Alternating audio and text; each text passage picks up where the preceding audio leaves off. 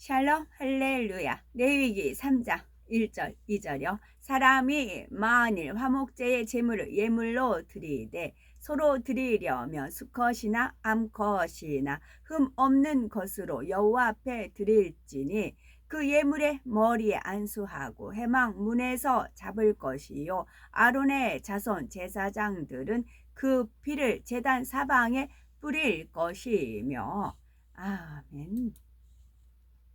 구약의 제사법 중에 화목제의 영적인 의미와 그 방법에 대하여 증거합니다.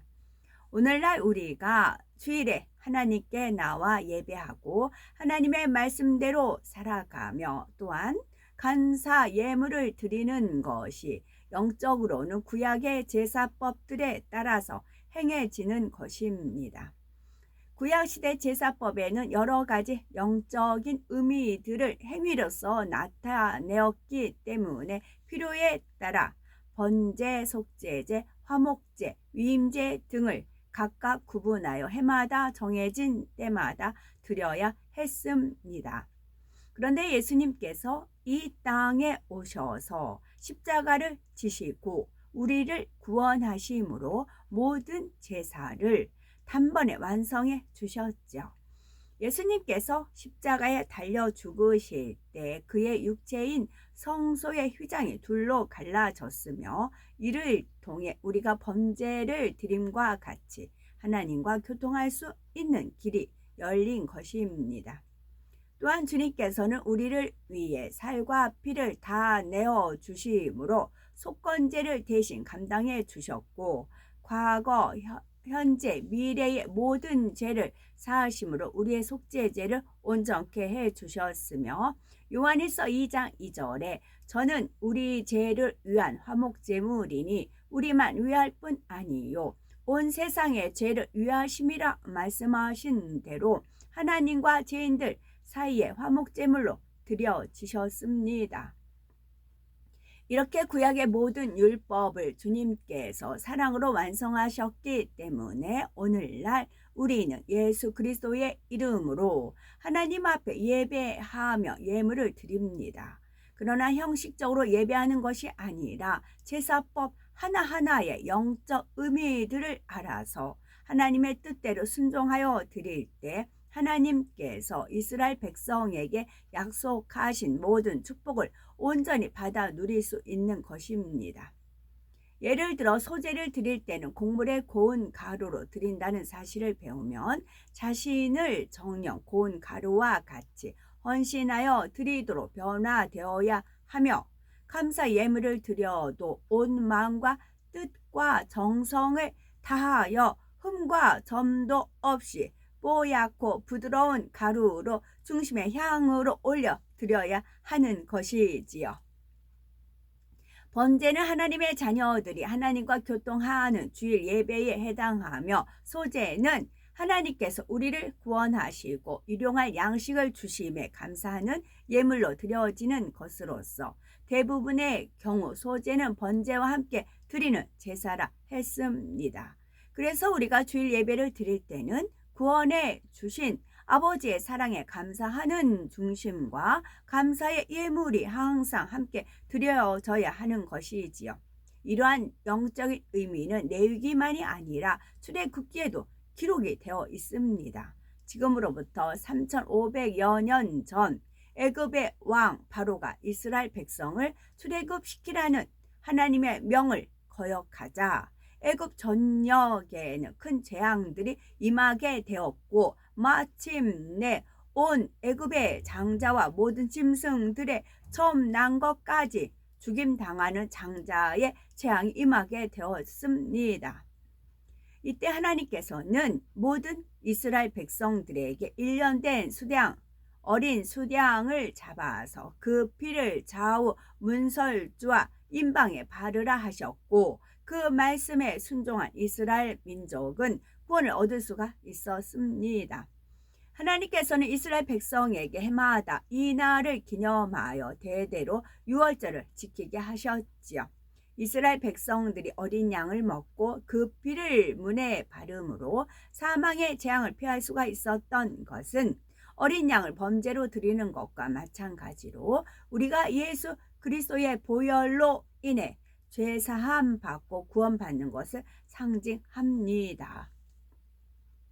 그런데 출애굽기 12장 8절에 그 밤에 그 고기를 불에 구워 무교본과 쓴 나물과 아울러 먹되 한 대로 유월절의 규례와 함께 하나님께서는 누룩이 없는 떡, 곧 무교병을 먹는 무교절을 지키게 하셨다는 사실입니다.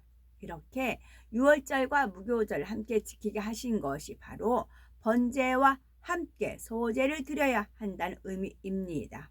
곧 주일 예배와 감사의 예물이 함께 드려져야 하는 영적인 법칙을 알려주고 있는 것이며, 그럴 때라야 하나님께서 연락하시는 온전한 영적 예배, 영적 예물이 되어지는 것입니다. 화목제는 소나 양 혹은 염소를 제물로 드리는 피의 제사입니다.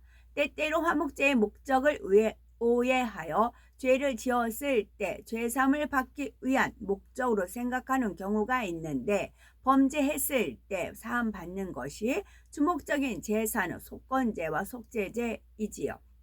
화목제는 먼저 속죄제와 번제를 드림으로 제사함을 받고 하나님과 교통하게 된 백성들이 별도로 드리는 제사로서, 화목제의 목적은 우리가 하나님과 화목을 이루어 우리의 삶을 하나님께 전폭적으로 의뢰하는 데 있습니다. 레위기 7장에 보면 화목제를 드릴 때 감사함으로 드리는 경우, 혹은 서원이나 자원의 예물로 드리는 경우 등 몇 가지가 있음을 설명하고 있습니다. 오늘날도 똑같이 감사 예물을 드린다 해도 그 예물을 드리는 의미는 다 각각입니다. 소제와 같이 구원받고 일용할 양식 주시는 하나님께 감사하여 드리기도 하고, 특별한 하나님의 역사를 체험하거나 소원에 응답받아서 감사하여 드리기도 하며, 받은 은혜에 감사하거나 하나님을 만난 것에 감사하여 드리기도 합니다. 항상 지킴받고 하나님과 동행하며 살 수 있기를 소원하여 감사 예물을 드리기도 하고, 진리 가운데 살 수 있는 은혜와 능력을 구하기 위해 드리는 경우도 있으며, 때로는 서원한 것을 지키기 위해 예물을 드리는 경우도 있지요. 이렇게 여러 가지 의미로 드리는 화목제물이지만 결국 그 안에 담긴 가장 기본적인 의미는 구원받은 하나님의 자녀들이 하나님과 화목하여 그 삶을 온전히 맡기고 전폭적으로 의뢰하기 위해서입니다.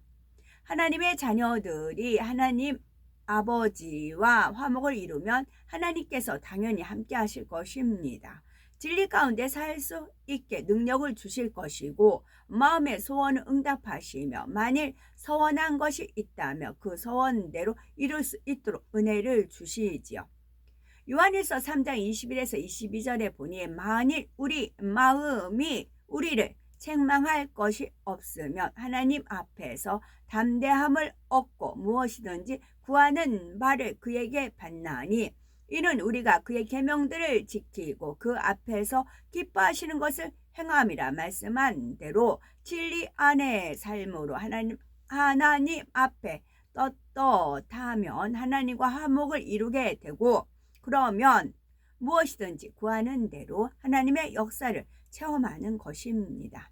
그럼 그런 가운데 특별한 예물을 드려 더욱 기쁘시게 한다면 얼마나 더 신속하게 응답과 축복을 받을 수 있겠습니까? 그러니 똑같이 감사 예물로 드린다 해도 이처럼 화목제와 소제로 드릴 때의 영적인 의미를 분별하여 드림으로 하나님께서 더욱 기뻐 받으시는 예물로 드려야 할 것입니다. 레위기 3장 1절을 보면, 사람이 만일 화목제의 희생을 예물로 드리되 서로 드리려거든 수컷이나 암컷이나 흠 없는 것으로 여호와 앞에 드릴지니 했습니다. 화목제의 제물은 소나 양 혹은 염소를 드리는데 흠이 없는 것이지만 번제와 달리 암소 어느 쪽이나 드릴 수 있습니다. 번제는 오늘날의 영적 예배로서 번제 제물의 영적인 의미는 우리를 위해 죽으시고 하나님과 교통할 길을 열어주신 예수 그리스도를 상징하므로 그 제물은 암컷으로 드려서는 안 됩니다. 그러나 화목제사는 영적 예배를 의미하는 제사가 아니고 하나님과 화목을 이루기 위해 하나님이 주신 물질로 드리는 것이므로 암수를 구별하지 않으신 것입니다. 그런데 암컷으로 드리든지 수컷으로 드리든지 중요한 점은 번제의 제물과 마찬가지로 흠 없는 것으로 드려야 한다는 것이지요. 곧 억지로 드리거나 눈치 보면서 드리는 것이 아니라 차원함과 믿음으로 기꺼이 드리는 예물이라야 하나님께서 기뻐 받으실 수 있는 것이지요. 우리를 구원하신 은혜에 감사하는 예물이라 해도 흠 없는 예물로 드려야 하는 것은 당연합니다. 하물며 우리의 모든 삶을 하나님께 의뢰하여 항상 동행하시고 지켜주시며 또 하나님 뜻대로 살게 해 달라고 드리는 예물이라면 당연히 정성을 다하여 온전한 세상의 것으로 드려야 하는 것입니다. 레위기 3장 2절을 보면 그 예물의 머리에 안수하고 회막문에서 잡을 것이요 아론의 자손 제사장들은 그 피를 제단 사면에 뿌릴 것이며 했습니다. 여기서 제물의 머리에 안수한다는 것은 그 제물을 하나님의 것으로 구별하여 인친다는 의미입니다. 번제 드리는 사람이 제물에 안수할 때는 그 제물에 자신의 죄를 전가하는 의미가 있다 했는데 화목 제물에 안수하는 것은 번제와는 달리 하나님께서 받으시는 예물로 인친다는 의미입니다. 그런데 우리가 안수하여 드리는 예물이 하나님께서 참으로 기뻐 받으시는 예물이 되기 위해서는 수중에 얼마가 있으니 그 중에 얼마를 드리면 되겠다 하며 육신의 생각 가운데 드리는 것이 아니요 마음에서 역사하시는 성령의 주관을 따라 드려야 한다는 사실입니다. 이렇게 성령의 소욕을 따라 드려진 예물이라야 진정 하나님이 기뻐 받으시는 제물로서 구별되어 인쳐질 수가 있는 것입니다. 구약시대의 화목제물에 안수하여 드리는 행위에는 오늘날 우리의 예물이 성령의 주관을 따라 드림으로 하나님께서 받으시는 예물로 드려져야 한다는 의미가 포함되는 것이지요. 제물의 머리에 안수하고 나면 이 제물을 회막문에서 잡는다 했습니다. 구약시대에는 성도들이 하나님과 친히 교통하지 못했으므로 제사장만 성소 안으로 들어가게 되어 있었고 백성들은 회막문에서 짐승을 잡은 것입니다.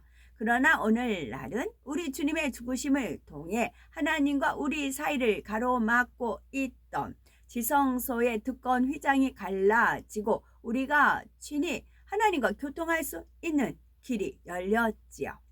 그래서 오늘날에 우리는 성전 안에까지 들어가서 예배하며 하나님과 직접 교통할 수 있는 것입니다.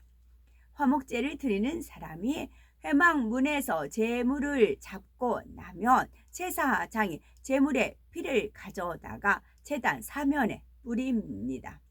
번제에서 제단 사면에 피를 뿌리는 것은 동서남북 사면에 발 닿는 어느 곳에서도 우리의 모든 죄를 대속하는 의미라 했지요.